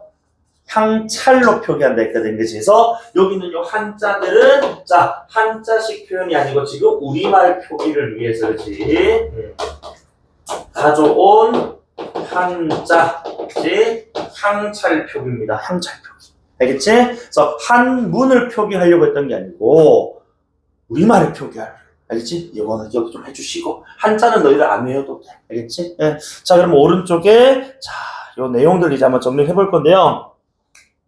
자, 그래서 생사길은부터 이제 1구부터 가볼게. 자, 생사길은 당연히 이제 삶과 죽음의 길. 그치? 여기 사실 이제 우리가 넓은 측면에서 이게 인생이에요. 우리가 지금 여기 삶의 지금 이제 바운더리 영역에 지금 우리가 편입되어 있습니다만 언제 죽음의 그 바운더리를 갈지 몰라. 그치? 자, 어쨌든 그 길은 여기 네모 쳐주세요. 쌤이 이거 시할 때 문학 할 때 가끔 네모 이렇게 빡치면 그 공간적 개념이고 꺽쇠 치면은 시간적 개념이야. 그래서 이거는 내가 그냥 치는 게 아니고 이건 어느 하나의 규칙에 따라서 내가 항상 이렇게 똑같이 갈 거니까 선생님 이렇게 맞춰주면 좋다 알겠지? 근데 여기 지금 보면 밑에 현대어풀이로 이승, 이 세상이라고 되어 있단 말이야. 왜냐? 이걸 지금 이야기 노래하는 사람은 누구야? 주체가 화자예요. 화자. 화자는 아직 죽지 않은 이승의 존재 아닙니까? 그래서 화자 입장에서 여기는 자기에게 가까운 곳이니까 이승을 가리키는 거고. 이거 논리적으로 판단해야 되겠지. 그래서 이승. 왜냐면 요거 밑에 미타차라고 또 이제 공간의 대비라고 해서 표현 상태에서 물어볼 겁니다. 그래서 공간적 대비 이승 기억해 주시고 자 머뭇거리고 물개 한번 쳐보시면은 이 머뭇거리고는 죽음에 대한 두려움. 그래서 오른쪽 한번 보시면 1, 2, 9를 정리를 해놨는데 삶과 죽음의 갈림길이 뭐 멀리 있지 않고 가까이 있다. 그치? 그래서 죽음에 대한 두려움. 그러니까 이 두려움의 주체는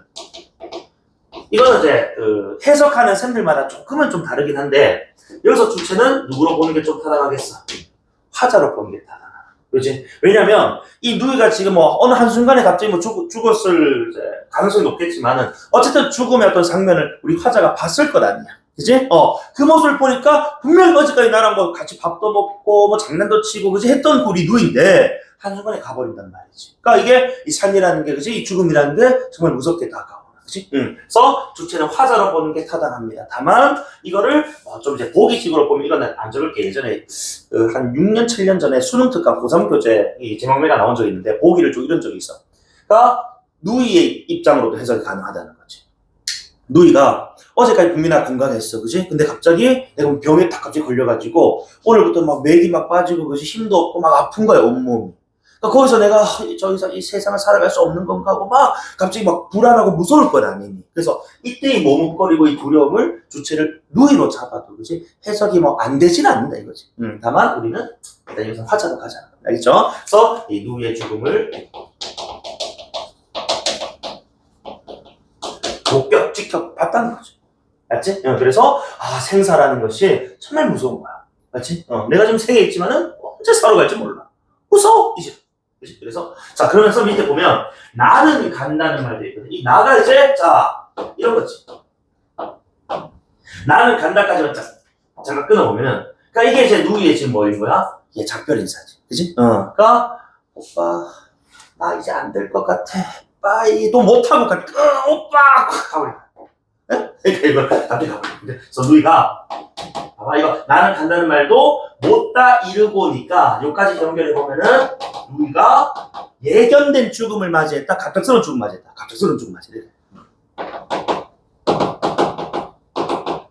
그리고 요 나를 또 장난을 많이 칩니다. 왜냐면 밑에 미타철에서 만날 나에서는 그 나이지 미타철로 곧 가게 될 나니까 이성에 있는 화자의 나를 얘기하는 거거든. 그래서 요거 죽은 누이입니다. 오빠 나 가 할 때 그 나야. 자, 어쨌든 그런 말도 못다 이루고 어찌 가버렸습니까? 라고 해서, 그지? 자, 그래서 영탄적인 어조, 그지?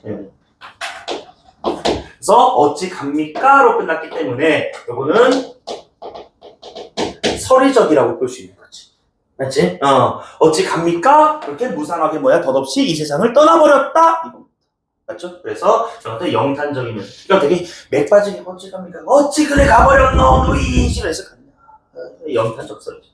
그래서 첫 번째 달랑 우리가 19창가는 442로 간다는 말이에요. 그러니까 4줄 4줄 2줄이니까 첫 번째 우리 4줄까지 끊어보면은 누이의 죽음을 슬퍼하고, 그리고 대부분의 우리 그 문학에서 3단 구성의 작품들은 기서결의 3단 구성을 취해요.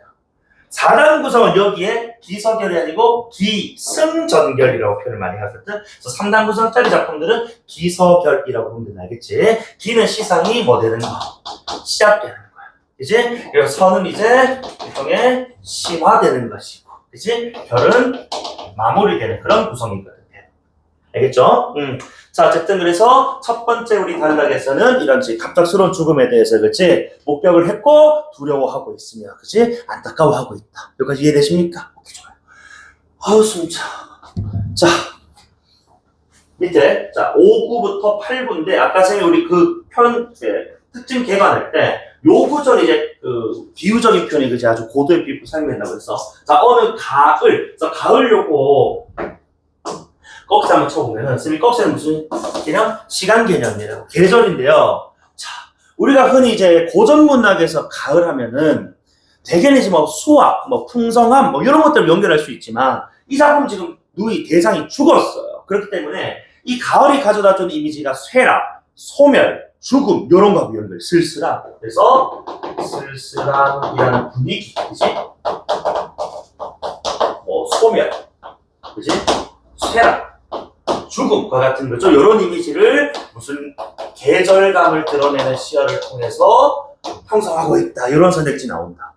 알겠습니까? 그러니까 뭐 너희는 모르겠어. 나는 이제 나이가 있으니까 조금 이제 찬바람 불 때 살짝 뭐예요? 약간 센치해진다고. 안 그래? 그래서 막 똥글도 사지르고 그런단 말이야. 그 상태 메시지 같은 거야. 오늘도 바람이 불었다. 이지를 한단 말이야. 센치해지. 자, 어쨌든 간에 계절감 드러내시오고, 그러면서 이제 이때 부는 이 바람, 이른 바람이거든.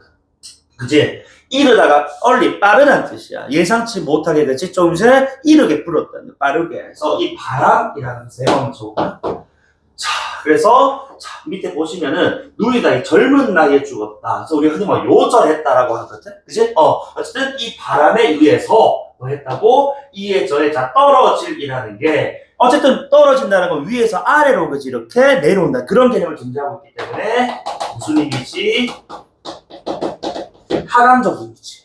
맞지? 100%는 아니지만 이 하강적 이미지는 부정적인 상황하고 정서하고 연결이 되거든. 그래서 우리 이제 이런 이제 대표적인 작품 중에 박목월 시인의 하관이라는 작품. 하관. 요거는 이제 우리 화자의 남동생이 죽은 작품입니다. 요때 이제 관을 뭐 하는 거냐면, 너희들 이제 요즘은 다 화장을 하지만 옛날에는 다 이제 뭐 해가지고 땅 파가지고 이 관을 묶고 그 위에 봉분을 이렇게 만들었단 말이야. 그래서 하관은 관을 내리다 해서 동생이 이제 죽었다라는 것을 표현하는 그런 작품에서 화강 이미지를 통한 안타까운 죽음의 이미지를 드러낸 작품 이렇게 있어. 자, 어쨌든 요 입 다시 한번 동그라미 쳐주시고, 그리고 철업이라고 되어 있기 때문에 어쨌든 간에 표현법, 직유법 나왔고, 어쨌든 이 바람에 의해서 그치 이 잎이 우리 뭐라면 누이로 해석이 된다면 그치 결국 덧없이 허망하게 뭐야 이 바람이 뭐 하지 않았다면 이렇게 불지 않았다면 좀 더 붙어 있었을 것 아니야. 그런데 이렇게 부는 바람에 우리 누이가 휙 하고 가버렸다 이겁니다. 그 더 이상 잎의 입장에서는 나뭇가지로부터 잘못 공급받지 못하니까 그치 들 떨어지고 그치 섰고 삭고 사라질 것 아니냐. 그래서 요것을 자 누이의 죽음을 시각화했다라는 요 표현 그치? 요거는 좀 해주시고, 자 그리고 여기서 끝이 아니야. 자 이걸 이제 우리가 바람이라는 거 우리가 삶과 죽음을 나누는 경계, 결정짓는 요소. 그러니까 뭔가 좀 이제 뭐 초월적인 힘, 뭐 초월적인 어떤 뭔가라고 봐야 되겠지, 그렇지? 이것이라고 본다면 그런 운명이 너무 우리 누이에게 빨리 닥쳤고, 그런데 이 누이는 넓게 보면, 자 봐봐, 이 바람과 같은 이런 삶과 죽음의 경계 운명 속에 놓여 있는 건 누이뿐만 아니고 누이를 포함한 모든 이 생명체들이 다 그러하다는 거야. 이해가 돼? 그러니까 이런 지금 경계나 운명 속에 놓여 있는 것이 우리 모든 생명체도 그냥 인간이라고 해도 좋다. 알겠지? 생명체도 이건 뭐야? 마찬가지다. 아니 그렇게 돼버리면 안 그래도 나는 죽음을 못 겪겠기 때문에 죽음이란 게 무섭고 그치? 물론이고 이게 나에게도 불 수 있는 거구나. 나도 오늘 이렇게 건강하다가도 내일 확 가버릴 수 있는 거구나. 인생이란 참 뭐한 거구나. 덧없는 것일 수도 있겠구나 라는 거지. 인생무상이라는 워딩하고 연결할 수 있다. 그죠? 그래서 제망매가의 제2 주제를 하나 꼽으라면 인생무상을 꼽을 수가 있어. 알겠지? 그래서 인생 삶의 덧없음, 그지? 이런 것들하고 연결하시. 이것을 일반화, 확장 해석한다면 그렇게 될 수 있다. 알겠지? 자, 그래서 이렇게 하죠. 이른 바람, 그지? 그 다음에 이것저것에 떨어지는 잎처럼. 자, 그리고 어쨌든 한 가지의 나무란 요 한 가지는 잎을 이제 우리 누이와 그지? 그리고 화자로 본다면은 어쨌든 내가 좀 목걸이 좀 깨끗하게 그려볼게. 이렇게 마지막 잎새처럼 이렇게 달려있단 말이야. 그치? 그러니까 나는 달려있어. 우리 화자는. 그치? 그런데 우리 눈이 어떻게 해버렸다고? 휙 하고 풀어가지고지. 달려가버렸단 말이야.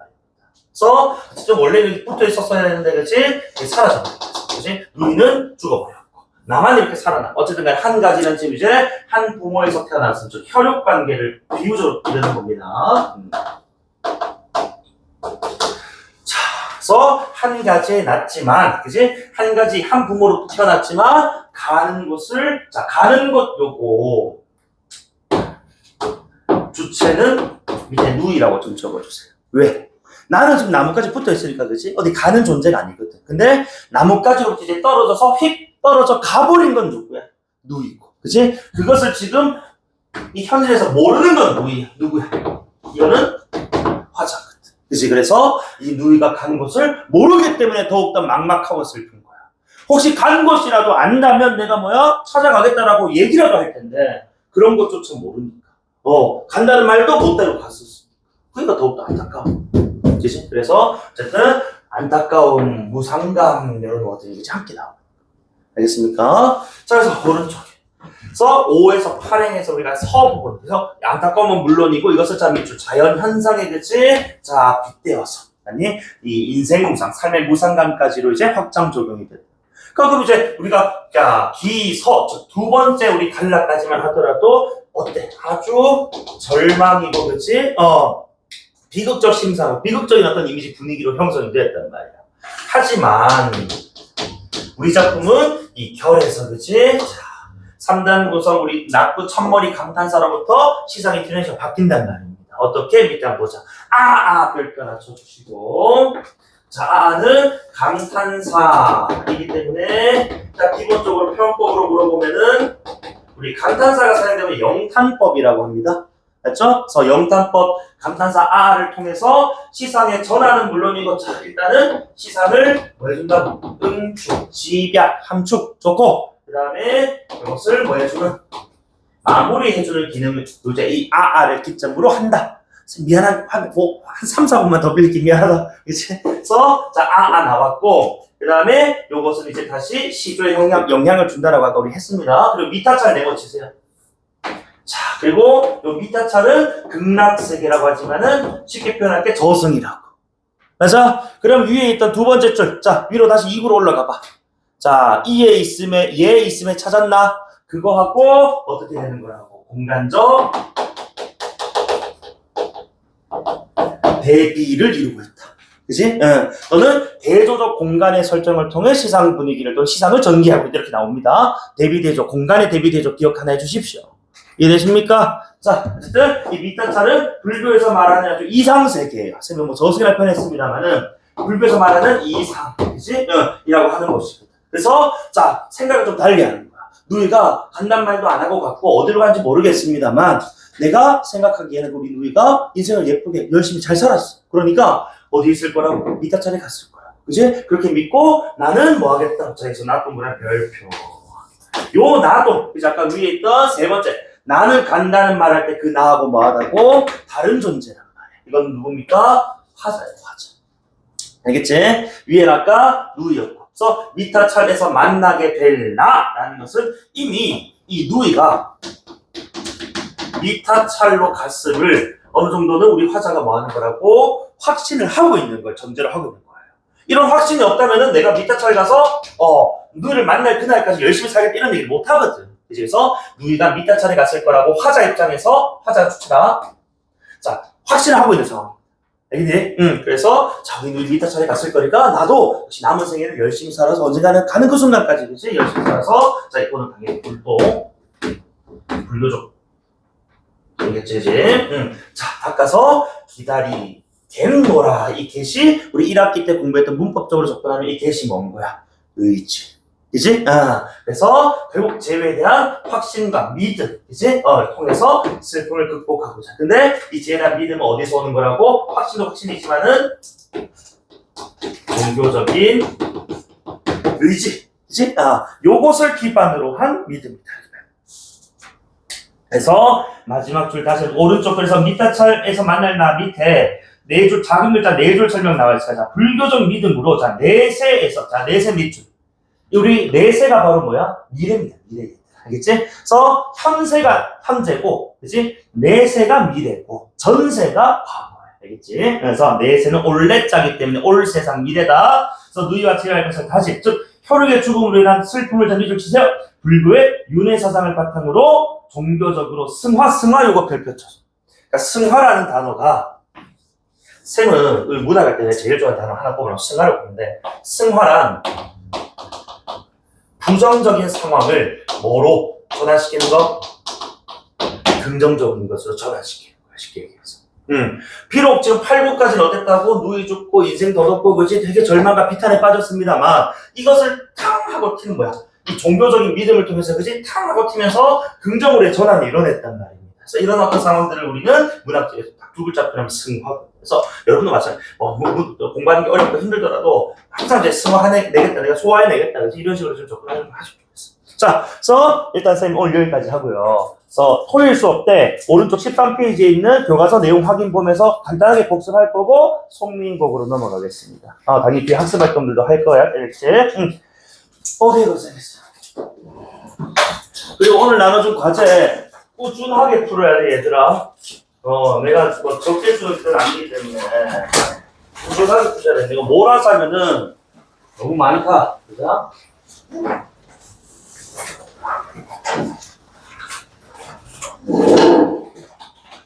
미안하다.